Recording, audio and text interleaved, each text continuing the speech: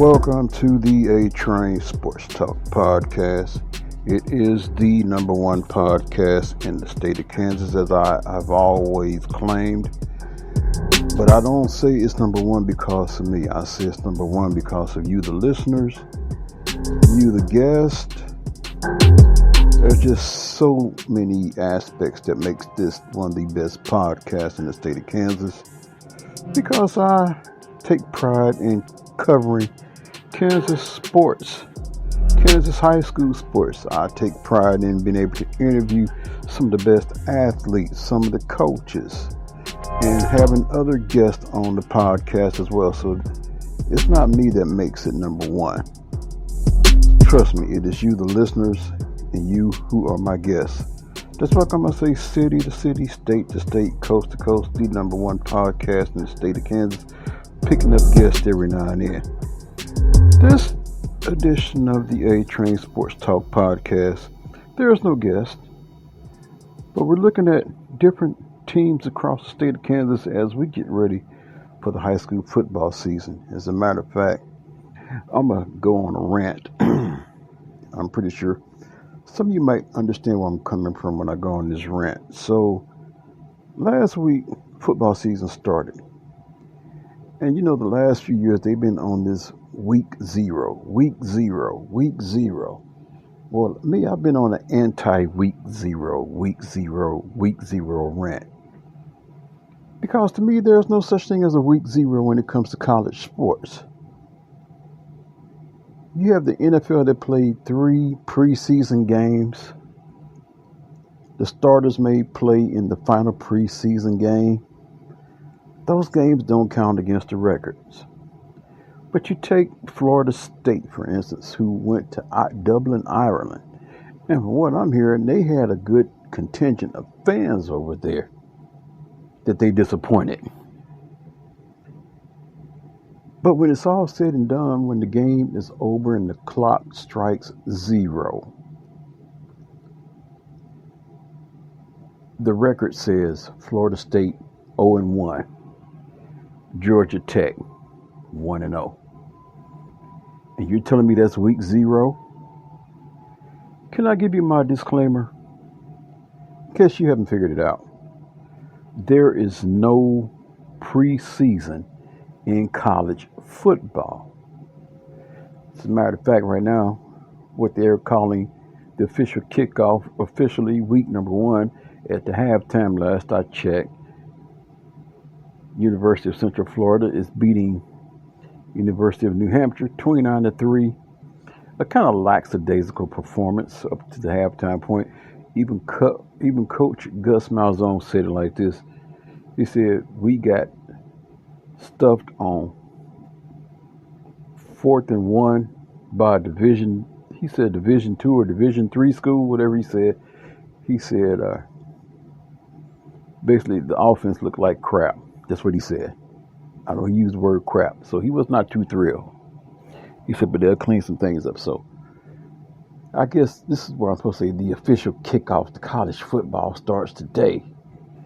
And this is officially week 1. Now, as far as I'm concerned, week 1 was last week when they played in Dublin, Ireland. And I'm going to stand by that. You may agree with me, you may disagree with me, but it doesn't matter. I'm not going to lose no sleep. You have a right to disagree. Anyway, as I say, this is the state's number 1 podcast because of my extensive coverage of high school athletes, interviews, and getting you ready for the football season. No particular league, just at random, as we're getting ready to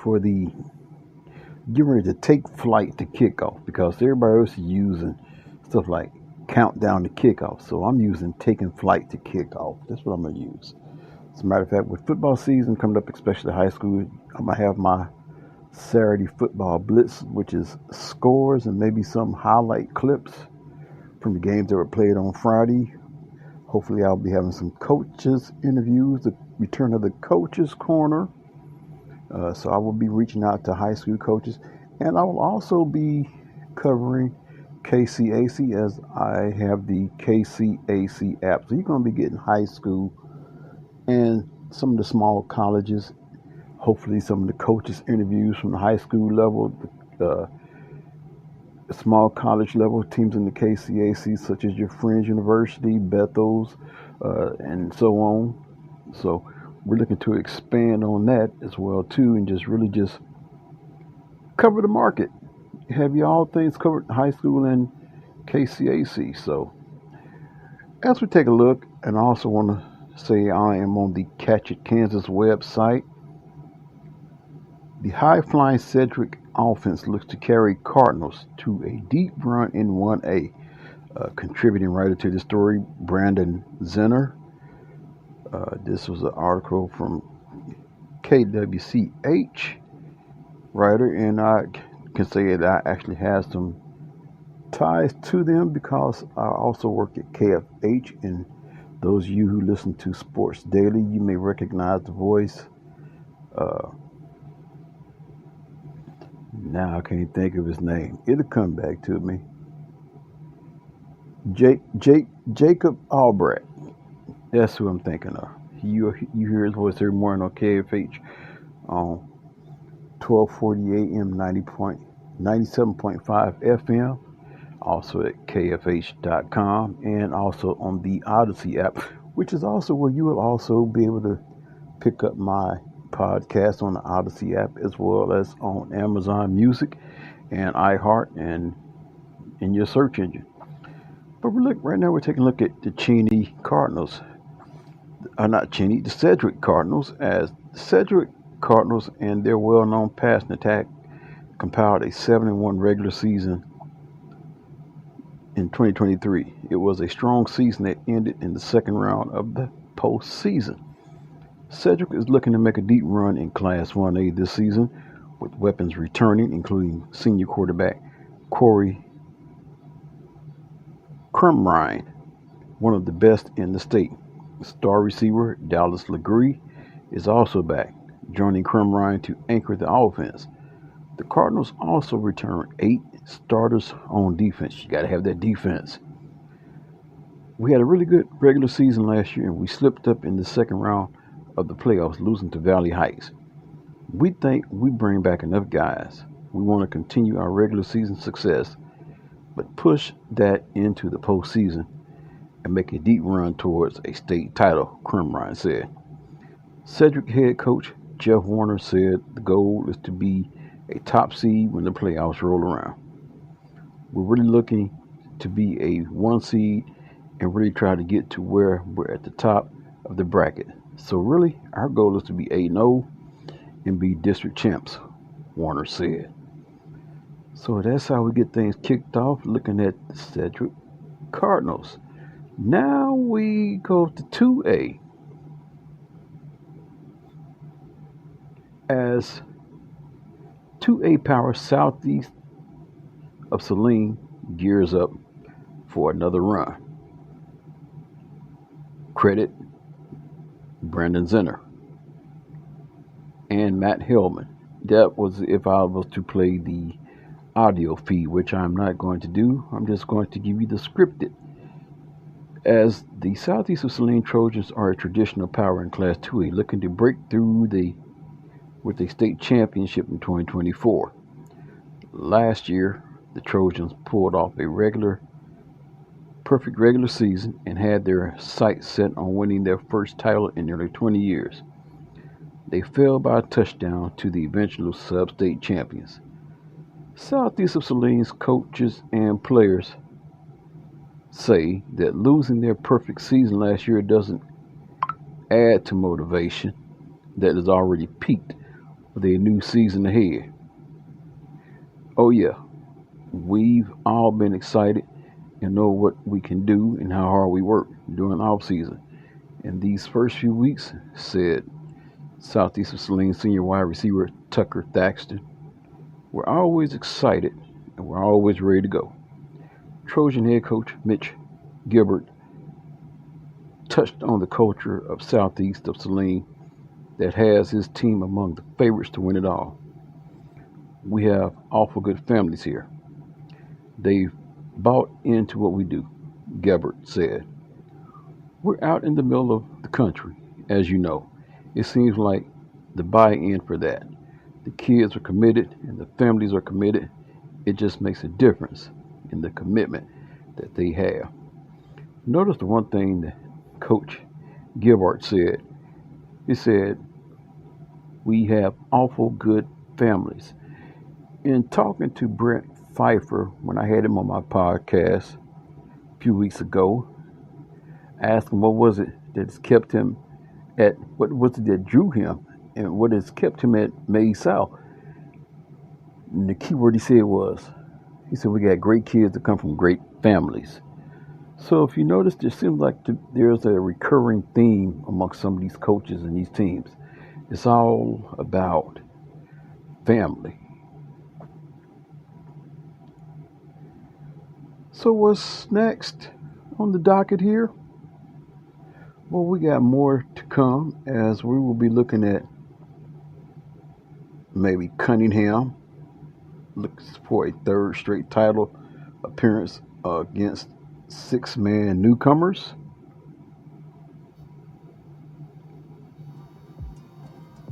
Also, we'll be looking at Hayes looking to keep pace atop the WAC. And could we be seeing a resurgence from a team out in Garden City? Tell you what, you stay tuned to the A-Train Sports Talk podcast because we're talking a lot of high school football preseason.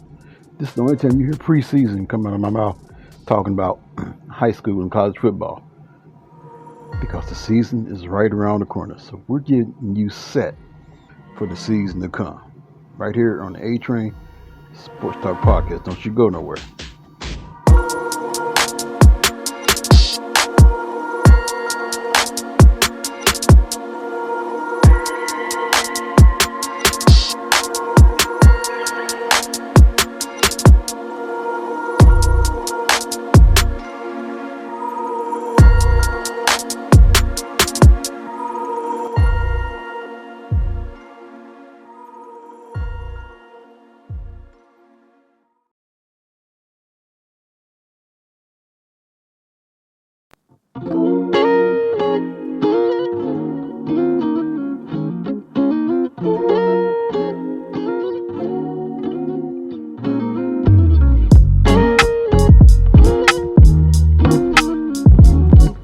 Welcome back to the A-Train Sports Talk podcast. We got so much to get to.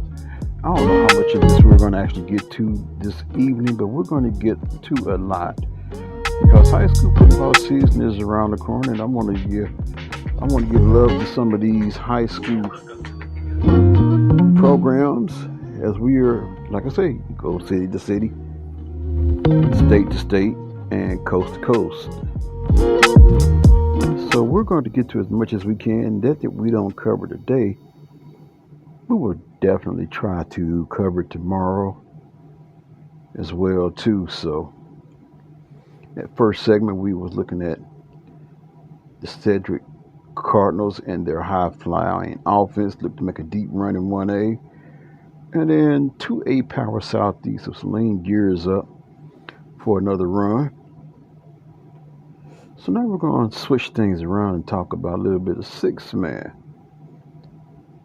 as Cunningham looks for a third straight state title appearance against six-man newcomers.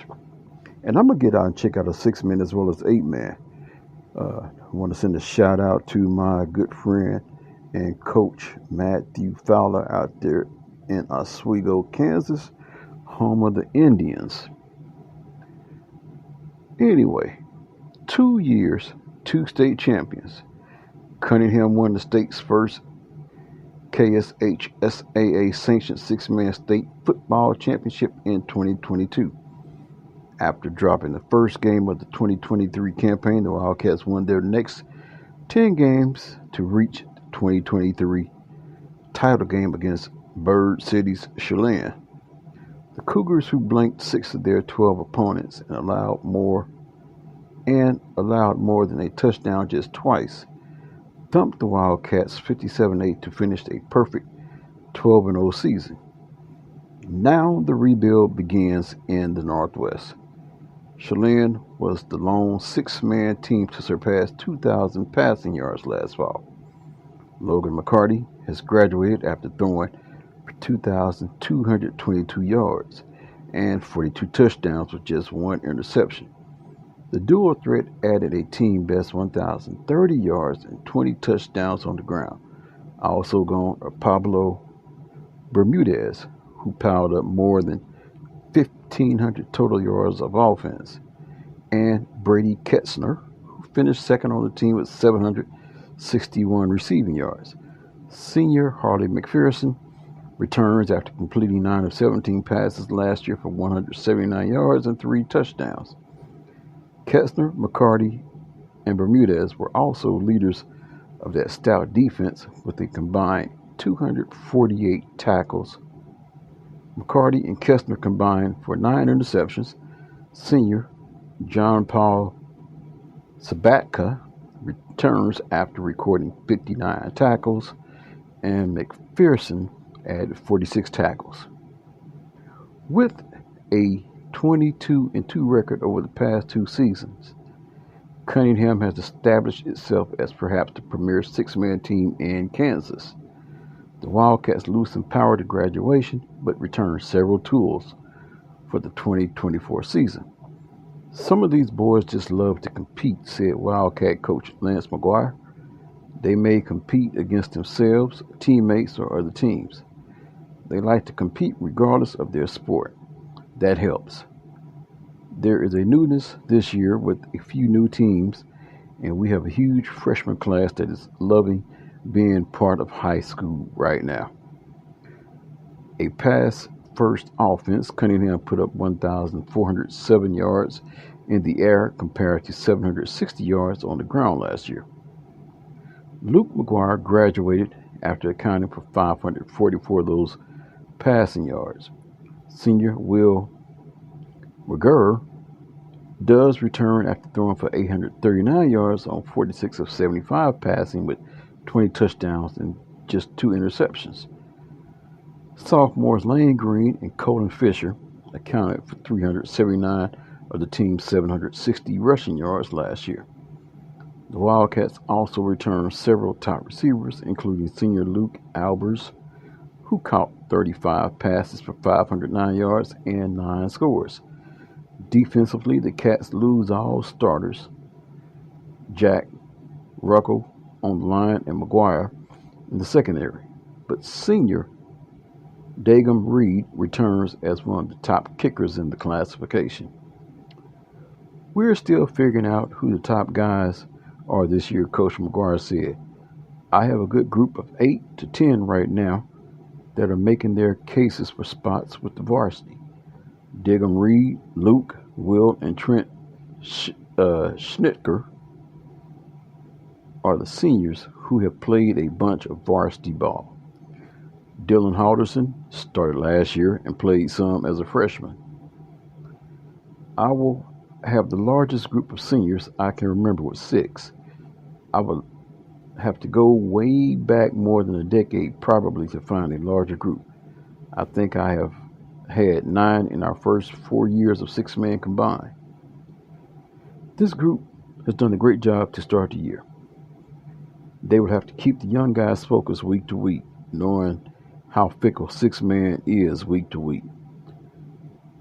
Tess Scott was the other state semifinalist last season, finishing the year at 7-3 with 2 losses to Cunningham and an early loss to Northern Valley. The Trojans could again be a team to watch in the class with senior Austin Miller under center. At 170 pounds, senior James Dickerman returns as a capable running back. The Trojan defense loses 3 key seniors, but returns Miller, junior Charlie Phelps, and sophomore Joey Stern. The trio split 7 interceptions last fall. Ingalls finished last year at 7-3 with shootout losses to Northern Valley and Ashland and a big playoff loss against Chelan.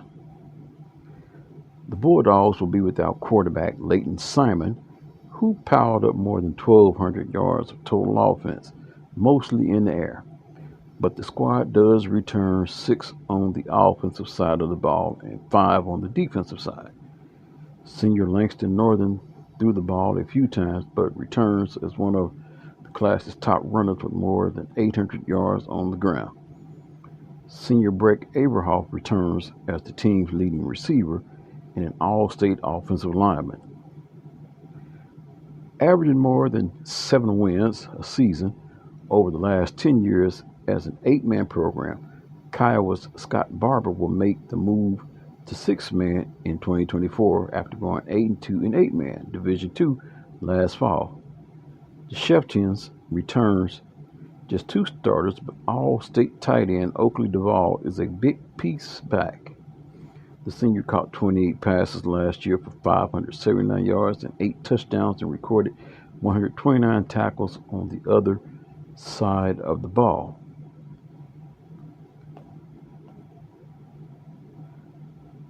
Peabody Burns finished last year at a modest 5-4. That likely changes in 2024 with virtually all of last year's Warriors roster back. Sophomore Aiden Hurst threw for more than 1,700 yards and 29 touchdowns with just 4 interceptions and racked up another 734 yards on the ground. Senior Cade Gosson and Chris Spencer added nearly 500 yards on the ground. Sophomore Jamison Miles hauled in 31 receptions for 844 yards and 18 touchdowns. Gosson and sophomore Dalton Philpott returned as the leading tackler. Almena's Northern Valley was a projected powerhouse last year, finishing at 8-2 with losses to Chelan and Ashland. Junior Gavin Thalheim returns as one of the classification's top athletes after earning all-state honors at linebacker last year. The Huskies did lose standout Kenton Thalheim to graduation after he quarterbacked the squad and earned all-state honors in the secondary. Also gone is running back Jeremiah Hanson, who doubled as an all-state kick returner.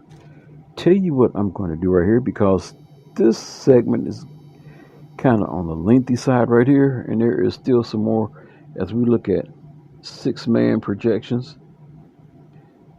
And we're going to finish the 6-man when we come back from this break. So that's what I'm going to do right here. I'm going to take this break right here. And when I come back, we're going to give you some more in-depth look at 6-man football. Did I say 6A a while ago? I meant 6-man. That's right, 6-man football. So let's get on where this train is taking you in different directions. And right now we're landed on the spot of 6-man football. So be right back.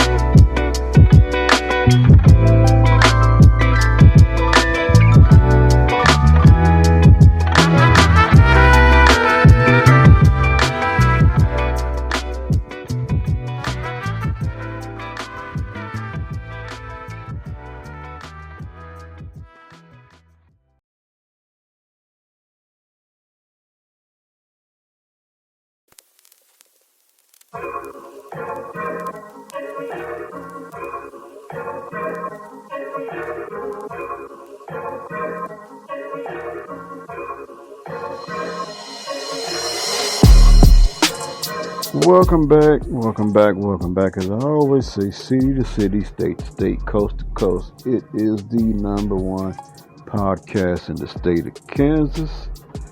And we're looking at taking flight to high school football. The season kicks off, I do believe, next Friday.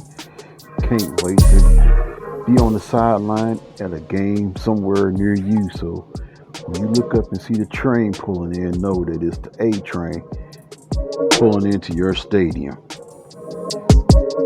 And right now we're looking at 6A. I know some of you probably listen to sports talk radio, and all you hear about is 6A, 5A, 4A, 1A, 2A, 3A.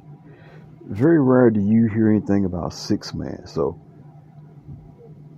why don't I just be the one that give you the breakdown of what's going on in 6A right here on the podcast? Like I say, I'm on the Catch It Kansas feed.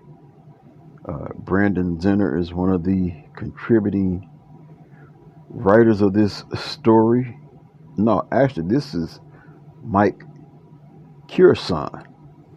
This was published on August 28th. So this was Catch It. Like I said, this is Catch It Kansas, and the writer for this particular story, Mike Curson. So we want to send a shout out to Mike for this article, because we're looking at, like I say, six man.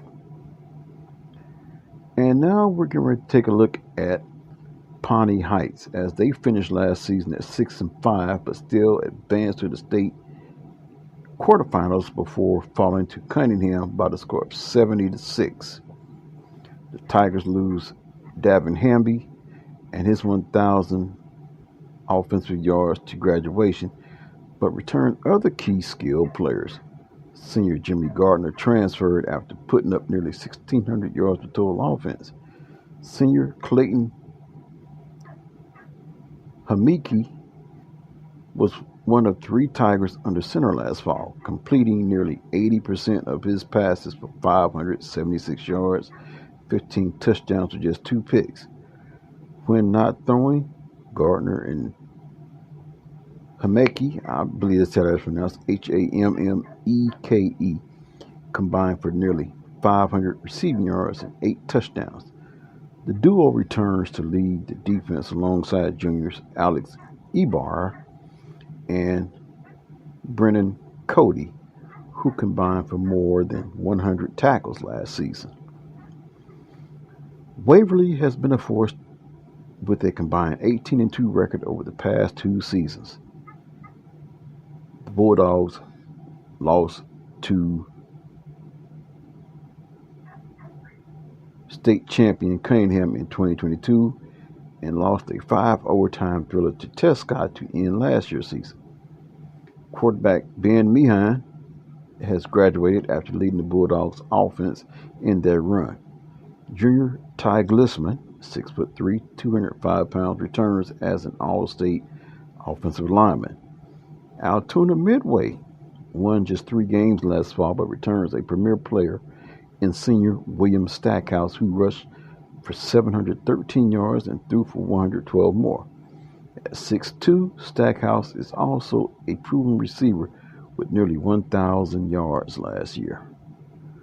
Weskin recently joined Keisha and looks to be a factor in its first season with playoff eligibility. The Coyotes went 8-1 last year, with the one loss coming against Chelan early in the year.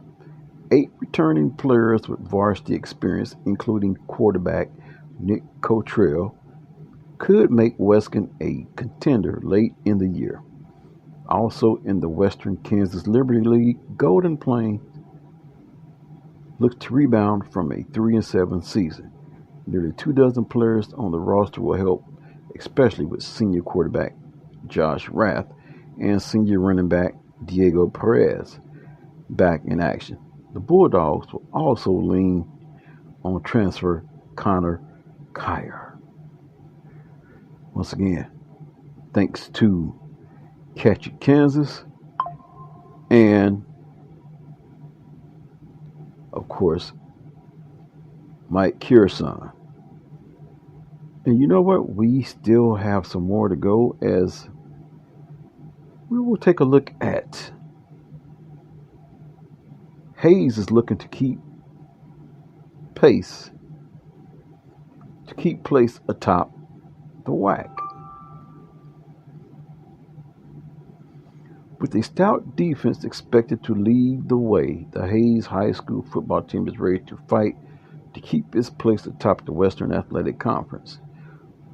Last year, the Indians fell in only 2 regular season games on the way to a conference title, adding to their recent run of success. But the run ended in the Class 5A playoffs. In 2024, Hayes has its sights on playing for a state championship. We've got good players and we've had good teams out in this part of the state like some other Western Kansas teams, said Hayes head coach Tony Crow. Anytime you get a chance to compete with teams in different parts of the state, it's a measuring stick for us. Hayes opens its 2024 season against Derby, a Class 6A heavyweight that played in the state title game last year and has won several state titles. Speaking of 6A, there's another school. Could we say they're a possible sleeping giant waiting to be awakened? Well, Garden City is looking to break through and take Class 6A by storm. Coming off of an up and down season that ended with a first round playoff loss, the Garden City High School football team is looking to take Class 6A by storm. In 2023, the Buffaloes beat league foe Hayes, who went on to win the Western Athletic Conference Championship. But Garden City ended with a record of 5-4. With how last season ended in a frustrating loss to Lawrence Free State, Garden City head coach Brian Hill believes his team is hungry for redemption. We've got a lot of kids coming back that are kind of hungry after a couple disappointments games that were really close last year, Hill said. The Buffaloes head coach touched on the margin of error for this group as Garden City's playoff position last year would have been significantly more favorable had they found a way to win a couple more tightly contested games. I think that they worked really hard this offseason and this summer to come in and get ready to get back out there and try to get those back this year, Hill said. They really took those losses hard because there were things that we can control, and anytime that you have control over a loss, those are things that kind of eat at you as a player and as a coach.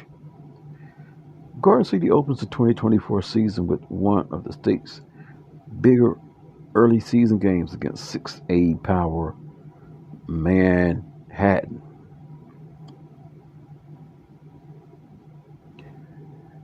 And what I'm going to do is I'm going to shuffle around here. I'm going to close out with 2 schools that are right up the road and across the highway from each other.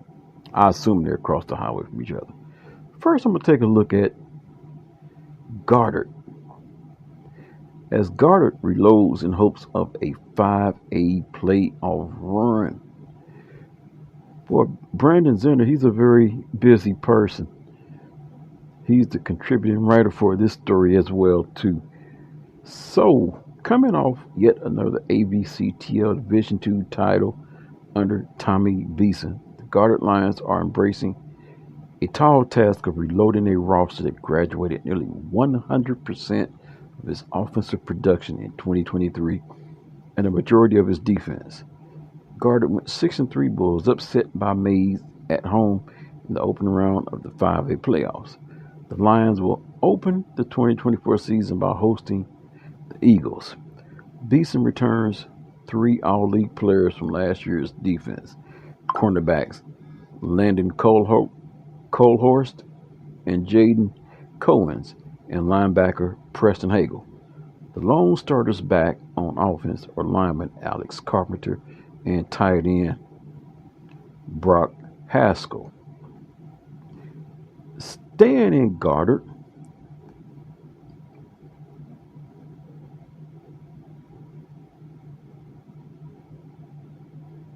actually, we're not staying in Goddard. We're taking a trip eastbound on Kellogg, and we're going to land in Andover. As Andover Central looks for return for 4A title game. And I believe I featured them on my last podcast. So, well, we'll just do it again, though. A slow start to the season never deterred Derek Tuttle's group at Andover Central in 2023. They returned 16 starters from last year's team that fell to Bishop Miege in the 4A championship game, the third appearance by the Jaguars under Tuttle. Quarterback Jace Jefferson returns for his senior year after throwing for more than 2,200 yards and 24 touchdowns, and he'll have continuity with his top two wideouts returning, Jace Adler and Brent Stupka. In the backfield, Maddox Archibald is back after rushing for 1,274 yards and 18 touchdowns. They will open the year with a trip to Hutch. So there is some extensive look at the upcoming high school football season. And like I say, whatever I didn't do today, we're going to do another podcast tomorrow as well too, because I'm enjoying this coverage of high school football. Well, I'm getting ready to bring this train into the station. Hope you have enjoyed it. Have enjoyed the ride as much as I have enjoyed being your conductor. Until the next time, tell you what I want you to do. I've given you the different platforms you can find my podcast on: Odyssey, Amazon Music, iHeartRadio. You can even search it in your search engine. But what I want you to do is not only just listen to it, share it with your friends. I'm going to try to find some new people out here on what we know as Twitter. Tag you. The links is going to be up on Twitter or X, whatever they call it. And as you're listening, you say, hey, I heard my name, and let your friends listen. I enjoy what I'm doing for high school sports as much as y'all enjoy me doing it. And I will continue to do it because it brings me great joy to do this. To reach out to the players and they be just as excited to get on my podcast. It makes podcasting all the more worth it to be able to meet people and form new friendships and new relationships. So anyway, I'm bringing this training to the station. Until next time, take care of yourself and each other. Be blessed. I'm out.